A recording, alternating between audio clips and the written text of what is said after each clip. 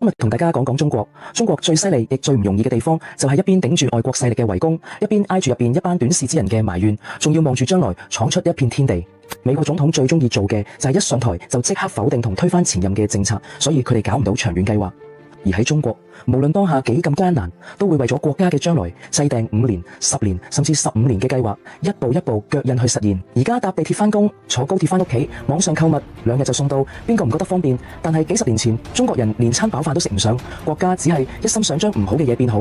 呢70幾年國家做嘅事，唔係直接俾錢落你個銀包，而係令到山入邊嘅人有清水飲、有用電，令到佢哋啲仔女都有書讀。呢條路係為咗幾代人鋪嘅。而家嘅生活，國家幾十年前就已經籌劃好啦。當初俾人質疑嘅遠見，時間一長就變成咗真本事。其實要判斷一個政府有冇盡責，關鍵在於佢有冇睇到將來，而唔係只顧眼前。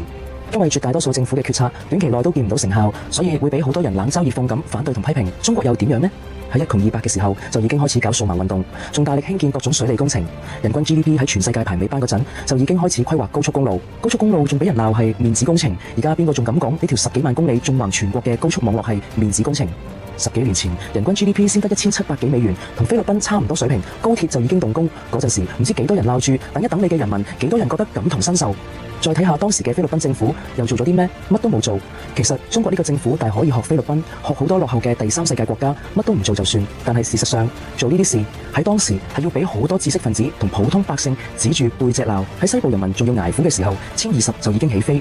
喺大家連茶葉蛋都唔捨得食嘅時候，各種航空工程、軍事工程紛紛上馬。呢個政府最厲害嘅地方唔在於而家有幾高嘅 GDP， 而在於喺最窮、環境最惡劣、國內外嘅有識之士都話中國玩完嘅時候，佢就已經按部就班制定咗各種計劃。而呢啲計劃全部都係世界霸主級別先會有嘅配置。喺全世界都覺得中國要玩完嗰陣，呢個政府諗嘅已經係100年後嘅事。100年後要崛起，就要有航母、5代戰機、核潛艇，要有全面覆蓋嘅教育體系，覆蓋城鄉嘅醫療系統，仲要有4通8達嘅交通網絡同舒適嘅高鐵網。而家你見到 IT 行業咁繁榮，其實係基於全面覆蓋嘅4G、5G 同寬帶網絡。而家你享受緊網絡購物嘅便利，都係靠住便捷嘅交通。喺內憂外患之下，呢個挨住大家鬧交都堅持做嘢嘅政府點會玩完？如果你有興趣，可以睇下其他發展中國家嘅政府每日喺做啲乜嘢，你就知邊個先真係要玩完。咁樣嘅國家唔值得去愛咩？就算退一萬步講，就算佢唔夠好，但佢始終都係我哋嘅祖國，我哋都要毫無保留咁愛佢。